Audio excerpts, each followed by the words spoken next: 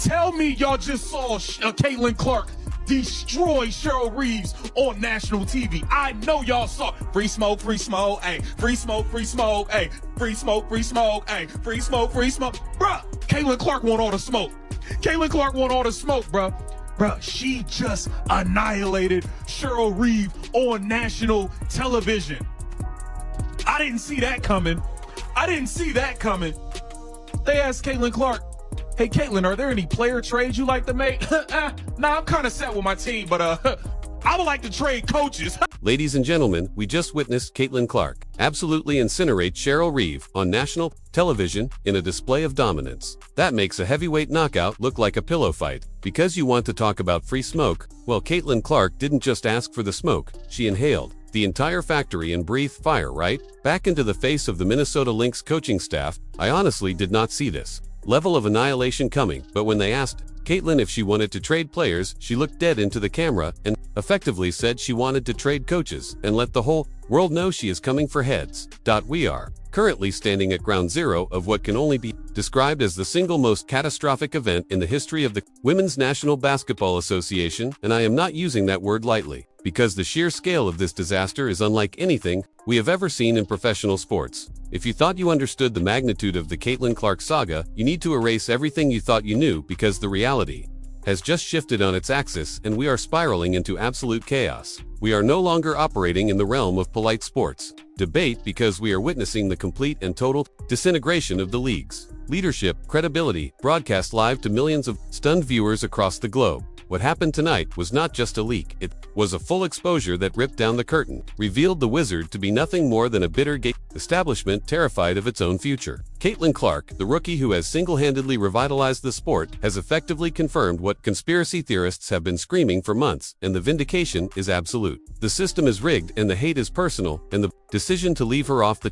Olympic team was never about basketball metrics, but about a personal vendetta that has now been aired for the entire world to hear in high-definition audio. Let us reconstruct the timeline of this disaster, because future historians of the sport will look back at this night as the moment everything changed during a routine broadcast of the Indiana Fever versus the Minnesota Lynx. The energy in the arena was high, as it always is when Caitlin comes to town, but nobody, absolutely nobody, was prepared for the production error that would turn a BASKETBALL game into a corporate crime scene. During the halftime break, while the television audience was being shown commercials, the digital stream remained live, and crucially, the audio feed from the production truck which was tapping into the coach's microphones was left open like a ticking time bomb. It was a hot mic situation of the highest order, and on the other end of that wire was Cheryl Reeve speaking, with a level of candid toxic honesty that she thought was protected by the privacy of her locker room tunnel, but is now public record. The audio, which has now been ripped and shared millions of times, is crystal clear, and in the clip Reeve is heard speaking to an assistant coach about the media noise. Regarding Caitlin Clark's exclusion from the Paris Games, Cheryl Reeve says the words that will likely end her career, as she laughs a dismissive cold laugh and says, "Let them scream, because they do not understand that we are protecting the sanctity of this team from an outsider." The venom in her voice was undeniable, as she stated that that girl is nothing but a marketing gimmick on steroids. And as long as I am holding the pen, the gimmick stays home regardless of what the fans want. The assistant tries to interject, mentioning the pressure from sponsors, to which Reeve allegedly responds with even more venom, saying she does not care if Nike pulls the plug because they have to humble her first. She admitted that she believes Caitlin walks around like she owns the league, and the plan is to break her ego first, then maybe in 4 years we use her, but I am not going to Paris to coach the Caitlin Clark Roadshow.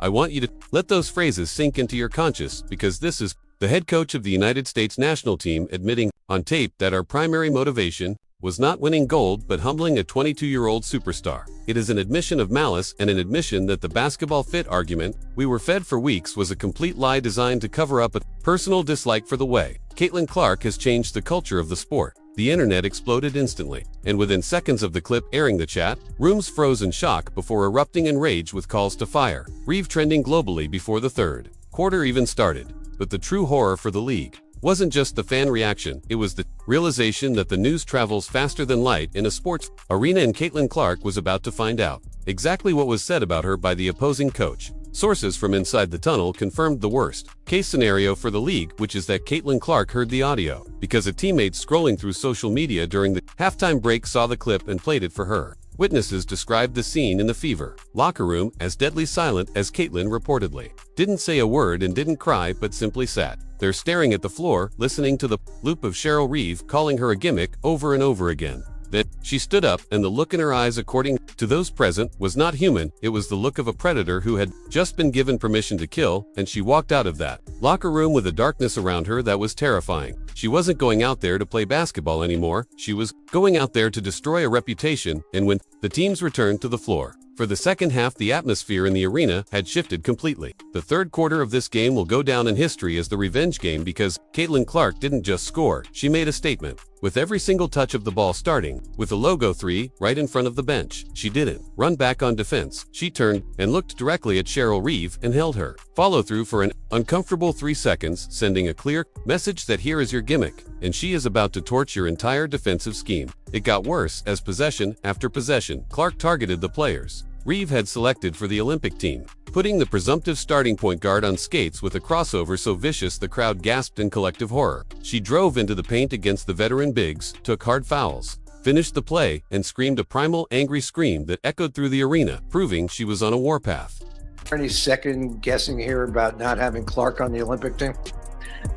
From me? No. But as a coach of the home team, there's going to be a lot of people cheering for that other side. I'll get 2 shits. How about 1? Not even 1 shit.